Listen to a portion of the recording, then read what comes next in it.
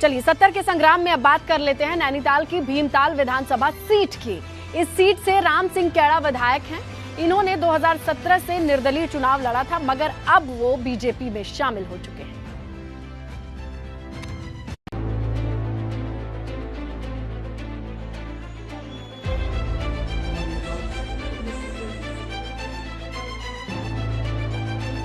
नैनीताल जिले की भीमताल विधानसभा सीट पर मौजूदा समय में राम सिंह कैड़ा विधायक हैं। राम सिंह कैड़ा ने बतौर निर्दलीय प्रत्याशी चुनाव जीता था, लेकिन अब वो भाजपा में शामिल हो गए हैं।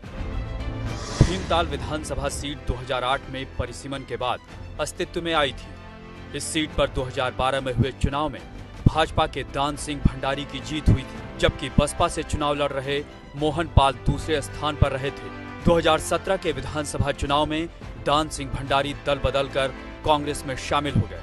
भाजपा की तरफ से गोविंद सिंह बिष्ट चुनाव लड़े, लेकिन निर्दलीय चुनाव लड़ रहे राम सिंह कैड़ा भाजपा और कांग्रेस पर भारी पड़े। राम सिंह कैड़ा चुनाव जीत गए, जबकि भाजपा दूसरे स्थान पर रही। राम सिंह कैड़ा का कहना है कि उनका 5 साल का कार्यकाल काफी अच्छा रहा है।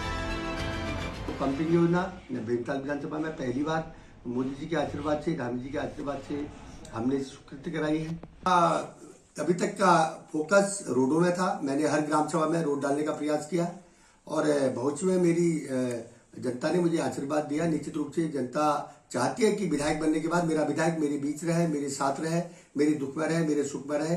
मैंने लगातार उपस्थित दर्ज करने का काम किया।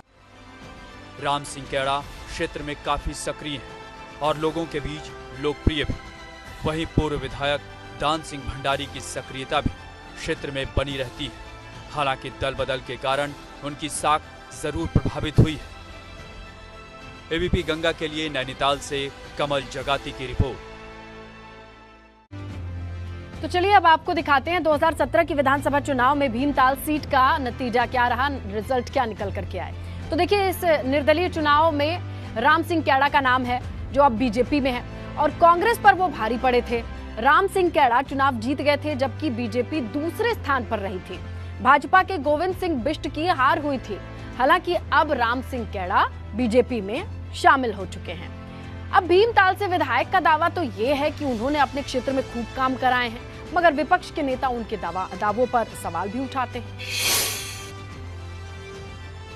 मैंने ककोड़ में रोड डाली, मैंने पटरानी में रोड डाली, हरिताल में रोड डाली। उस रोड को मैंने लोहाडू में मिलाया।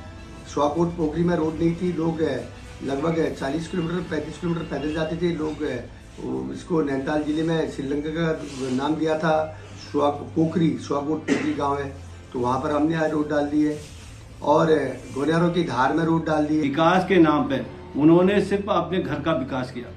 उन्होंने अपनी पत्नी को ब्लॉक प्रमुख बनाया, अपने विधायक बने और बड़े बड़े वादे किए थे उन्होंने कि हम जो है शिक्षा, चिकित्सा और जितने सड़कें इनको दुरुस्त करेंगे करके। आज एक भी सड़क, वो सिर्फ प्रधानमंत्री सड़क योजना का उद्घाटन कर रहे हैं और जो है उन्होंने एक भी विकास कार्य हमारे विधानसभा में कहीं भी नहीं किया। चलिए अब आपको दिखाते हैं कि भीमताल विधानसभा सीट की जनता के बीच पे मुद्दे कौन कौन से हैं। तो सबसे पहली बात यह है कि पर्यटन को बढ़ावा नहीं मिल रहा है, लोगों को इसकी उम्मीद रहती है। दूसरी चीज यह है कि सड़क की व्यवस्था, ये अभी तक नहीं मिल पाई है व्यवस्था, लोग इससे परेशान हैं। तीसरी चीज, शिक्षा के क्षेत्र में कोई काम नहीं हुआ। उसके बाद रोजगार की भी आप बात करते हैं तो इसकी कमी से पलायन होता है। स्वास्थ्य व्यवस्था यानी अस्पतालों की कमी भी यहाँ के लोगों के बीच में बड़ा मुद्दा है। चलिए अब आपको दिखाते हैं कि भीमताल की जनता अपने विधायक के कामकाज को लेकर क्या राय रखती है। चीज़ें हैं, सब्जियां हैं, वो मंडियों पे वो रेट नहीं मिल रहा उनको, जो रेट मिलना चाहिए। हो क्या रहा है, कोविड के समय क्या हुआ कि भीड़ नहीं लगानी तो किसान वहाँ मंडी में नहीं जा पाया। तो एक नया ट्रेंड चल गया कि आपके ट्रकों के ट्रक के पहले सौदे हो जा रहे हैं और किसान को कुछ और पर्चियाँ दी जा रही है। तो ये मतलब किसान के लिए बड़ा दुर्भाग्यपूर्ण है और किसान के लिए कोई एक नई योजना नहीं लेके आई गई कि जिससे किसान को नई टेक्निक से डेवलप किया जाए। भले ही सरकारी कागजों में बहुत सारी योजनाएं भले ही चलती हैं, लेकिन अगर हम उसका धरातल पर देखते हैं तो उसका कुछ भी हमें धरातल पर देखने को नहीं मिलता है। अभी भी हम लोग यातायात के साधनों में पीछे हैं, स्वास्थ्य सुविधाओं में हम पीछे हैं। अगर हम शिक्षा की बात करें तो अभी भी हमारे जो प्राथमिक विद्यालय हैं, राइट टू एजुकेशन आने के बाद भी विद्यालयों में अध्यापक पूर्ण रूप से नहीं है। अच्छा, आम आदमी पार्टी अपनी चुनावी रणनीति को धार देने में लगी है। आगामी 45 दिन तक आम आदमी पार्टी के प्रदेश भर में बड़े स्तर पर कार्यक्रम होंगे, जिसकी शुरुआत 3 जनवरी को दिल्ली के मुख्यमंत्री अरविंद केजरीवाल देहरादून के परेड ग्राउंड से करेंगे। दिल्ली सरकार में मंत्री और आम आदमी पार्टी के चुनावी रणनीतिकार गोपाल राय देहरादून पहुंचे और चुनावी रणनीति उन्होंने साझा की। समाजवादी पार्टी के एमएलसी के घर कन्नौज में इस वक्त छापेमारी चल रही है। हमारे साथ बातचीत के लिए मौजूद हैं राष्ट्रीय महासचिव प्रोफेसर राम गोपाल यादव जी। सर, आपके एमएलसी हैं पुष्पराज जैन, उनके यहाँ भी छापेमारी चल रही है। और देहरादून की रायपुर विधानसभा सीट से विधायक उमेश शर्मा काऊ के खिलाफ प्रदर्शन हुआ है। देहरादून में भाजपा मुख्यालय पर पार्टी कार्यकर्ताओं ने विधायक के खिलाफ प्रदर्शन किया है।